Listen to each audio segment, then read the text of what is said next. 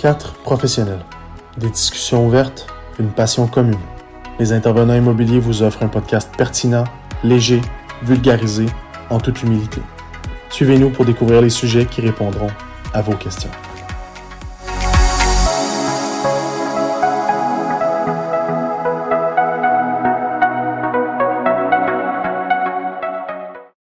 Salut Joanie. Bonne année!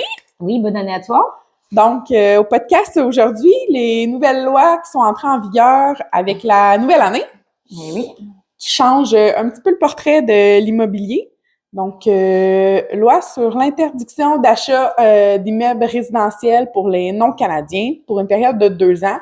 Loi qui expire en 2025. Qu'est-ce que ça change pour nous, Céline? Alors, ça change énormément de choses et en fait, il faut savoir qu'ils font ça déjà pour un petit peu aider un petit peu le ralentissement, qu'il y ait un petit peu moins de surenchère, pour que nos premiers acheteurs aient un petit peu plus de chances d'acheter. Donc, ils ont éliminé un petit peu les résidents qui sont en fait des résidents étrangers.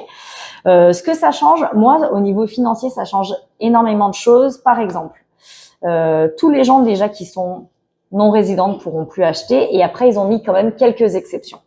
Donc, si on prend le cas des étudiants, les étudiants auront le droit d'acheter même s'ils ne sont pas résidents permanents. Par contre, ils ont toute une liste d'exigences. Exactement, à respecter qui sont assez cossues. Je pense qu'on aura peu d'étudiants qui risquent d'acheter. D'accord. Donc, quand on écrit sous certaines exigences, on a une liste... un peu exhaustive, oui. D'accord. Donc, par exemple, pour les étudiants, il faut qu'ils soient étudiants depuis 5 ans.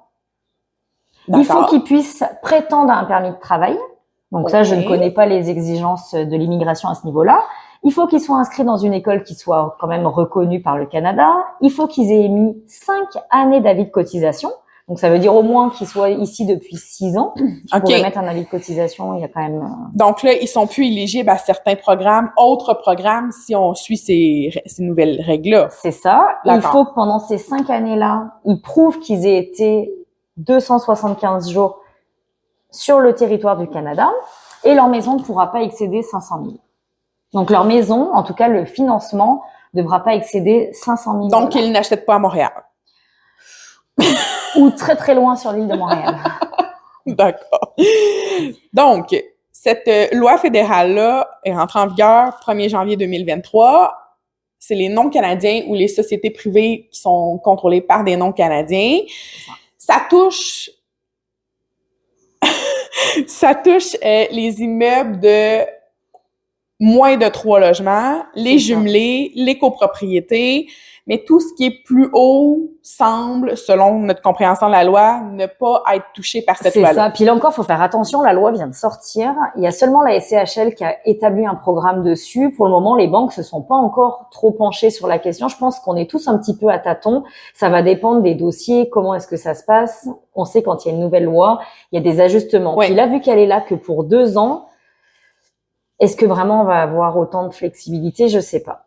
Après, il y a encore d'autres exceptions. D'autres exceptions. Pour les gens, et là on en a beaucoup, par exemple, nos petits Européens qui viennent avec un permis de travail. Oui. Il y en a beaucoup qui viennent pour des permis de quelques années et on sait qu'ils sont souvent intéressés à investir ici. Oui. Donc, eux, ils vont pouvoir investir ici. Ils seront un petit peu exemptés de cette loi. Par contre, eux aussi, ils ont une petite liste à respecter. Donc, il faut qu'ils aient émis 3 années d'avis de cotisation, donc qu'ils soient ici depuis au moins 4 ans. Il faut que le permis soit valide. Donc, eux, c'est à peu près ça les exigences qu'ils ont pour eux. C'est un petit peu moins que les étudiants, vu qu'ils sont déjà en train de travailler. Mais ce qui veut dire quand même qu'ils pourraient pas acheter dans l'année 1 ou l'année 2, ni l'année 3. Il faudrait qu'ils achètent dans l'année 4. Donc, s'ils voudraient rentrer aussi dans le programme nouveau arrivant, ça leur laisse tout au plus 1 année pour trouver. C'est ça, parce que dans le programme Nouveaux Arrivants, généralement, on va exiger qu'ils soient sur le territoire depuis 5 ans maximum. Il faut pas qu'ils dépassent le 5 ans au moment de la signature chez le notaire. Oh! Donc, ça met beaucoup de pression sur ces nouveaux arrivants-là. Oui, parce que le gouvernement, ils estiment qu'après 3 ou 4 années, ou presque 5 années sur le territoire, qu'on devrait avoir eu la chance d'avoir réussi à demander notre résidence permanente. Mais malheureusement, avec les délais qu'on a en ce moment à l'immigration, donc on a vu quelques banques qui nous ont donné des fois un petit peu de latitude, mais la SCHL, leur programme, il est quand même assez ferme. Si on est pas résident canadien, qu'on veut acheter, qu'on remplit toutes les exigences et les conditions, ça nous prendrait, si on veut sauver la SCHL, plus de 20% de mise de fonds. C'est ça. pour pouvoir pas s'appliquer notre règle, pas la règle des premiers arrivants, effectivement. OK. Mais ça met beaucoup de conditions pour oui, puis déjà que c'était non-résidents. déjà des nouveaux arrivants, il y avait quand même déjà plein de choses à respecter, un permis de travail qui était valide pour plusieurs mois après la date de signature du notaire. Donc il y avait beaucoup de choses, il fallait qu'ils aient un permis en bonne et due forme, il fallait qu'ils aient aussi des heures permanentes sur leurs emplois, il y avait beaucoup de choses. Mais là, on vient de rajouter un petit peu plus de...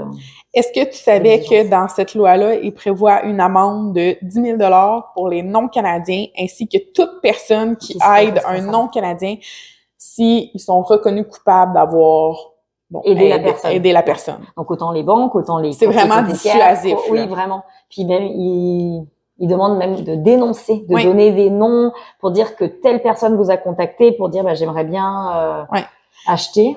Fait que dans le fond, le but de cette nouvelle loi-là fédérale, c'est vraiment de s'assurer que le marché de l'habitation demeure accessible aux Canadiens. Cependant, ça peut limiter certains immigrants dans leur désir d'acquérir une propriété au Québec, au Canada. Effectivement. C'est ce que ça vise exactement. D'accord. Il y a aussi une zone qui est un peu nébuleuse, c'est pour les terrains vacants.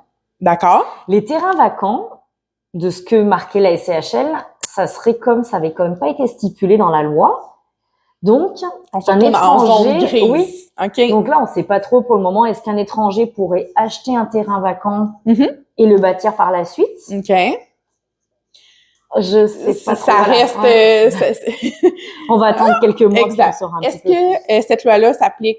Est-ce qu'il y a une exception aussi pour les personnes réfugiées au niveau de cette loi-là? Eux, justement, ils l'auront pas, cette loi-là. Du moment qu'on est, en fait, il faut tomber dans la vraie catégorie de réfugiés. Donc, un réfugié de guerre, demander un asile politique. Mais il faut vraiment réussir à avoir obtenu ce statut-là. OK. Et là encore, à mon avis, ils doivent avoir la clause sous certaines conditions. Oui, c'est pas, par exemple, quelqu'un qui arriverait en disant, moi, je suis parti de mon pays parce qu'il y avait une guerre. Est-ce que vraiment il est rentré avec ce type de visa de réfugié? Je comprends. Il va vraiment lui falloir ce papier. Je sais pas pour les courtiers hypothécaires, mais nous, selon les courtiers immobiliers, selon certains spécialistes, dans le fond, ce qu'ils disent, c'est que ça changera pas grand-chose pour le Québec en tant que tel, surtout pour les régions éloignées comme nous, qu'est-ce qu'on travaille, Bromont, Granby, Drummondville. Ça va peut-être plus changer des choses pour les grands centres comme Toronto, Montréal, Vancouver. Mais ça semble quand même toucher une partie de notre clientèle là, qui voudrait venir s'établir au Canada, puis que là, on aurait des problèmes au niveau du financement, qu'il y a plus d'exceptions. Est-ce que c'est le même son de cloche de votre côté? Moi, de mon côté, si je prends mon exemple personnel des dernières années, j'aurais peut-être perdu chaque année 5 à 6 dossiers de résidents français qui arrivaient donc sans résidence permanente mais sur un contrat de travail. Ils sont nombreux quand même à acheter avant leurs 5 premières années. Et là, avec ce programme-là, malheureusement, ça nous aurait encore mis des contraintes pour réussir à acheter. Donc, dont un dossier, si je me souviens bien, là, qui rentrait dans cette catégorie-là à l'automne qu'on a fait ensemble. Oui, effectivement. Oui. OK. Fait qu'eux, ils ont acheté au bon moment. Exactement. Mais là, il y en a d'ailleurs plein. On en a vu passer des reportages de gens qui cherchaient. Puis là, depuis le 1er janvier, ils savent qu'ils pouvaient même plus... parce que ils auraient accepté quand même des gens qui avaient des offres d'achat. Mais qui auraient notarié plus tard. OK. Ils les auraient acceptés. Parfait. Autre règlement qui a changé aussi depuis la nouvelle année, c'est le règlement sur le flip immobilier, donc ceux qui achètent des résidences et qui les rénovent et les revendent plus cher. Je sais pas, en courtage hypothécaire, est-ce que vous en avez un petit peu entendu parler? Alors, moi, j'en ai pas entendu parler plus que ce que tu m'as dit tout à l'heure, mais non, j'aimerais bien que tu le développes un petit peu, parce que nous, pas entendu parler. En fait, c'est un règlement qui a été adopté dans le budget 2022, le budget fédéral. Selon les informations que j'ai, évidemment, là, c'est pas, j'ai pas lu le règlement en entier pour avoir tous les détails. Selon les informations que j'ai, il y a certaines exceptions, encore une fois, qui s'appliquent à ce règlement. Si c'est pour un cas, si on vend notre propriété parce qu'on divorce, parce que la maison ne convient plus à nos besoins familiaux, donc on aurait un nouvel enfant, ou si c'est un cas de décès ou des choses comme ça, la loi, le règlement anti-flip ne s'applique pas. Ce règlement-là stipule qu'on devrait payer le gain en capital sur dans le fond, sur ce qu'on a fait, là, dans le fond. Si on a acheté la propriété, je sais pas, 275 000 et qu'on la revend 500 000, ben l'écart entre les deux, on devrait payer ça en impôts. Bon, encore là, il y a des exceptions. C'est vraiment pour arrêter la spéculation immobilière aussi. Ouais, donc j'achète une petite maison pas chère, je la rénove un petit peu, puis je la revends 200 000 de plus. Il y a aussi le fait qu'il y en a qui le font, mais de façon non adéquate. Donc, tu sais, ça met une pression sur le marché immobilier. Évidemment, on essaye d'enlever cette pression-là. Quoique la pression, tu pourras me dire de ton côté comment ça va, mais de mon côté, la pression semble redescendre un peu. On est capable d'aller chercher certaines baisses de prix. On est capable d'aller négocier un peu plus qu'il y a 6 mois. Bah déjà, on a beaucoup moins de surenchères. Toi, moi, j'en ai eu une hier, un client qui m'a dit « Augmente-moi ma précale, je tombe en surenchère ». Je lui ai dit « Mais t'es dans quel coin ?» Parce qu'il y en a de moins en moins quand même. Ben moi, à Rive-Nord, j'ai vu de la surenchère. J'avouerais qu'en Estrie, Centre-Québec, Montérégie, j'en ai vu un petit peu moins. Mais mettons, mes 5 derniers dossiers, j'ai eu 2 surenchères. OK. Puis c'était des surenchères qui étaient comme ce qu'on a vu. Non, c'était des surenchères le plus de l'ordre de 10 000, 15 000. Okay, là. On était comme 50 ou des 80 Non, on était peut-être 2, 3. Mais tu sais, il faut savoir que la surenchère existait quand même avant le phénomène COVID. Là. Ça a toujours existé. Il y a des propriétés qui sont vraiment qui attirent beaucoup plus les acheteurs que d'autres, c'est normal. Fait qu'on va en voir encore. C'est un phénomène qui va perdurer, évidemment. Mais je pense que, en tout cas, de mon côté, là, on a plus d'ouverture à la négociation que tout ça. Je pense que toi aussi, tu le vois, là, qu'on t'envoie des belles modifications. Oui, ouais, vraiment. Puis, non, je pense que on va retourner quand même dans une année un petit peu plus normale. Oui, les taux, puis on n'arrête pas d'en entendre parler, ils sont hauts. On aura peut-être encore une augmentation le 25 janvier. Là, on va le savoir bientôt parce qu'on se rend compte qu'il y a quand même encore beaucoup d'emplois, il y a beaucoup de demandes. Il y a encore des créations d'emplois. Donc, Génération, quand il y a des créations d'emplois, c'est possible qu'on voie peut-être... Qu'est-ce que ça va changer, selon toi, concrètement, si on augmente encore le taux? Eh ben, on va sûrement avoir peut-être un 0,25 de la Banque du Canada. Donc, ça va jouer sur nos taux variables. OK. Les taux fixes avaient été en légère baisse au mois de décembre. Donc, on a pu quand même faire des garanties taux. Puis ça, c'est important pour vos clients d'aller faire des gels de taux parce que les taux sont quand même garantis pour 120 jours. Donc, avant, peut-être qu'on ait une augmentation aussi des taux fixes, mais les taux fixes ne suivent pas les taux de la Banque du Canada. Eux, c'est vraiment les obligations canadiennes sur lesquelles ils vont se fier. Donc, c'est quand même... nuance intéressante. Il n'y en aura jamais un qui est à 6 et l'autre à 1. Ils sont quand même... Ils suivent, là, j'imagine. C'est ça. Donc, c'est ça. Mais après, moi, franchement, j'ai vu énormément d'offres au mois de novembre et décembre. Oui. Beaucoup plus que ce qu'on avait à la juin, juillet, août, septembre. Oui. Donc là, on verra ce que ça va donner en début d'année, mais il y a quand même encore beaucoup de gens qui veulent des préqualifications, qui cherchent des maisons et qui se disent, bah tiens, c'est peut-être notre chance d'aller acheter sans surenchère en ce moment. Ouais, ben en fait, en ce moment, ce qui devient intéressant pour nos acheteurs, c'est que les maisons qui sont sur le marché, bon, c'est soit des maisons que ça fait un petit bout qui sont là parce que X, Y, Z raison. Et les nouvelles maisons, bon, il n'y a pas une affluence de fou comme l'année dernière. Tu sais, moi, je me souviens, l'année dernière, on avait des visites aux 15 minutes, puis il y avait 54 visites dans un week-end. On avait une plage horaire très, très définie pour visiter. Là, si je demande une visite un mardi soir, c'est possible. Puis quand on dépose, ben tu sais, si je suis tout seul à déposer, évidemment que je vais aller en bas du prix demandé. Je travaille pour mon client acheteur. Donc, c'est toute une question aussi de stratégie, tout ça. Mais on voit que le marché est en changement, ce qui est somme toute une bonne nouvelle pour nous, en fait. Puis on va trouver dans un marché qui sera plus normal. Donc, pour tout le monde, autant les vendeurs, les acheteurs. Parce que là, c'était quand même un peu de la pression pour tout le monde, du stress et puis des délais qui étaient complètement fous. Ouais, pour une courtier, mettons, immobilier comme moi, qui travaille beaucoup avec des acheteurs, mais c'est beaucoup de visites, beaucoup de déceptions, beaucoup de paperasse pour des fois rien du tout, qu'il faut recommencer le processus à chaque semaine ou à chaque 2 semaines. Puis tu sais, des fois, on vient qu'à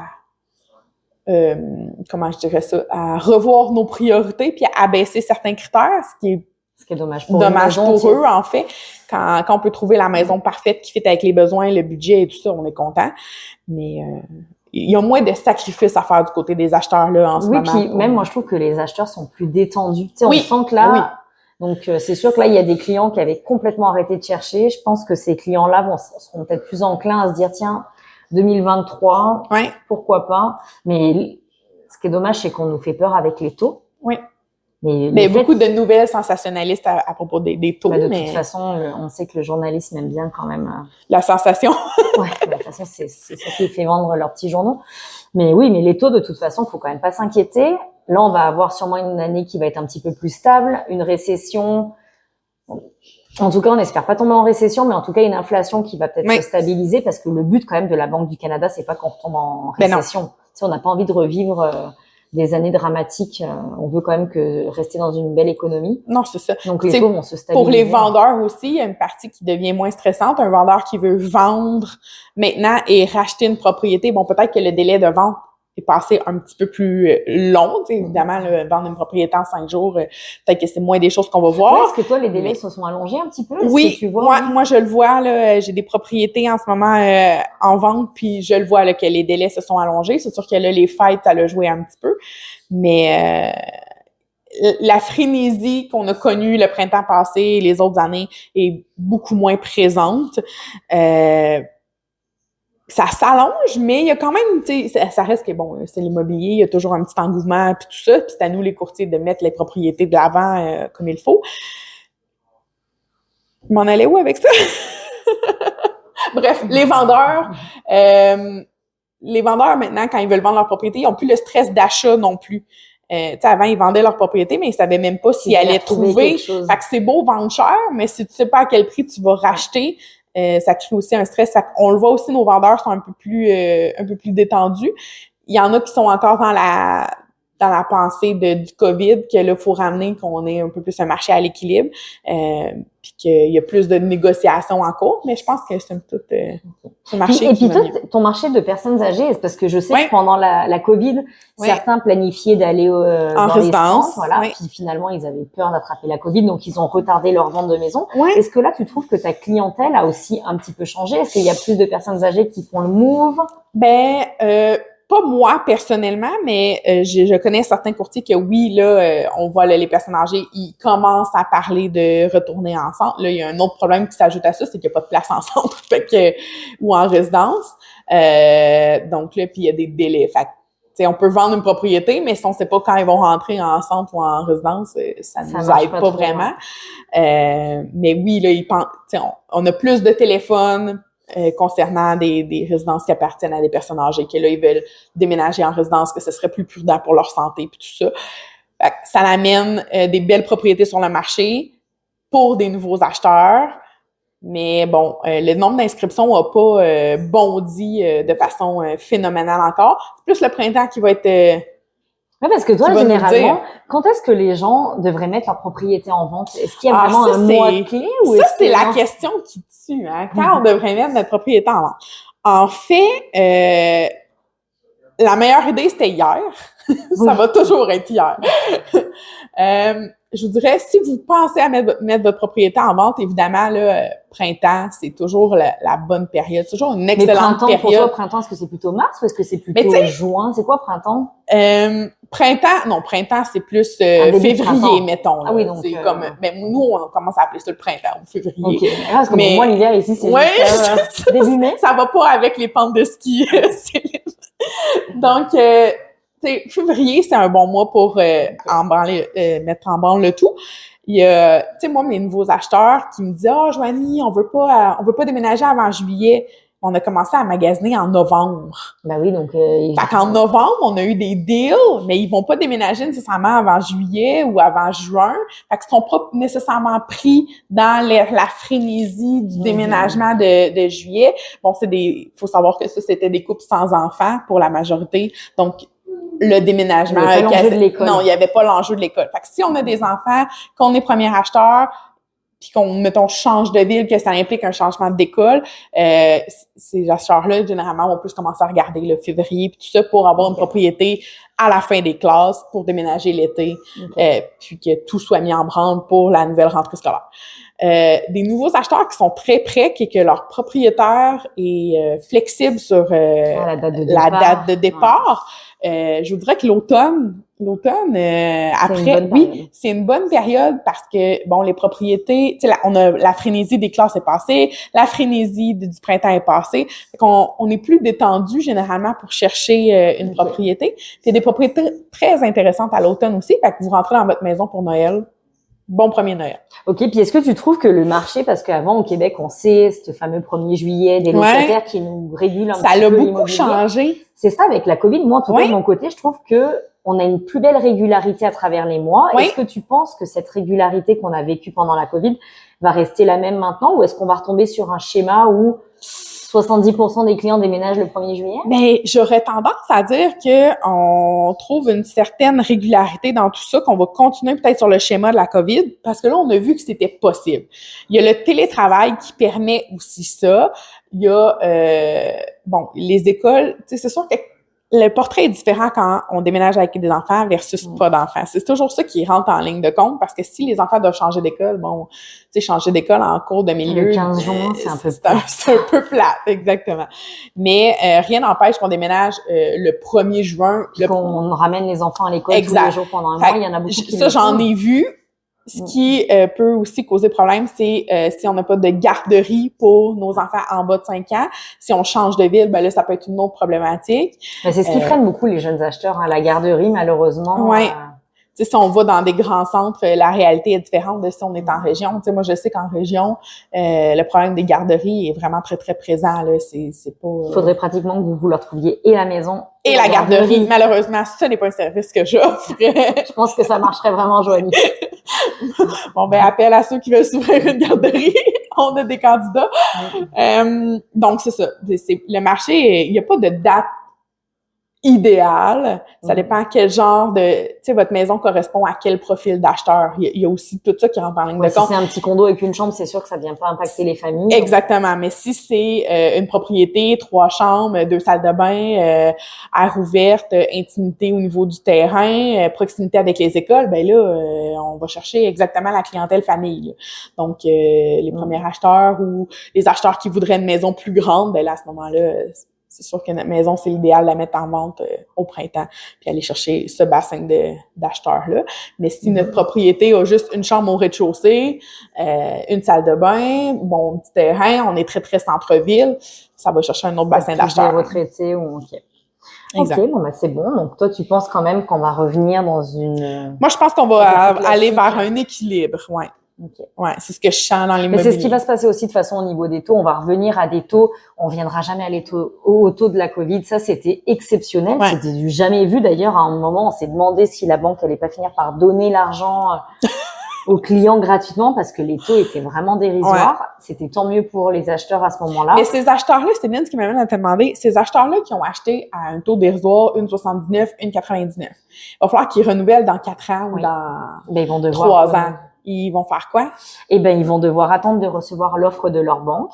Et en fait, une banque, si tu payes régulièrement ton hypothèque, si tu n'as jamais de retard, une banque ne peut plus te refuser l'accès à l'hypothèque. Donc, eux, déjà, ils sont sûrs de pouvoir rester dans leur banque. Ça, c'est valide et pour les banques normales comme on connaît et pour les banques virtuelles? Normalement, ils peuvent pas te mettre dehors. À moins qu'après, si t'as eu des défauts de paiement, là, c'est autre chose. Okay. Mais normalement, si t'as pas été en défaut de paiement, une banque peut pas t'expulser. De son endroit, ouais. OK. Là, les banques, faut faire attention. Là, les banques, ils veulent pas que les clients fassent faillite. T'imagines pour eux comme c'est compliqué de faire une reprise de maison. Donc là, même pour le taux variable, là, il y a des gens qui ils payent seulement de l'intérêt et c'est compliqué pour eux, mais les banques veulent pas leur dire donne-moi plus d'argent parce qu'ils savent qu'ils mettraient dans le trouble énormément de familles et eux, ça les mettrait dans le trouble. Bah oui. Les banques, ils veulent pas perdre d'argent.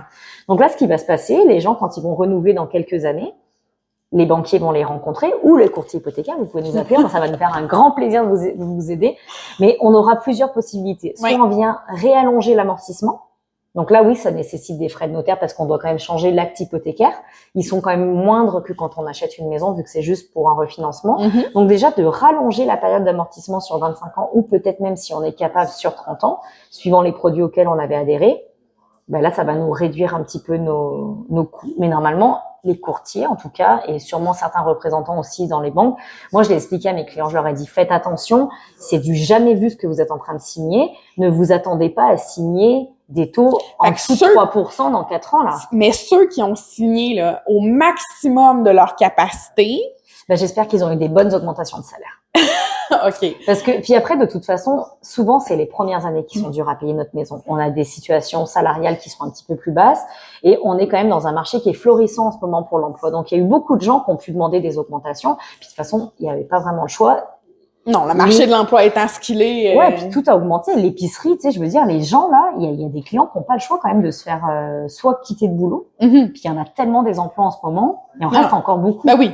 Donc, puis le pouvoir est aux employés dans le sens où on peut, encore une fois, négocier nos conditions, négocier notre salaire. Le voisin peut t'engager. Tout à fait. Mais c'est sûr que ces clients-là, dans 3-4 ans, quand il va falloir renégocier, ils auront des choix à faire. Donc, ils peuvent en parler aussi avec leur planificateur financier. Est-ce qu'il faut qu'ils baissent un petit peu leur placement mensuellement?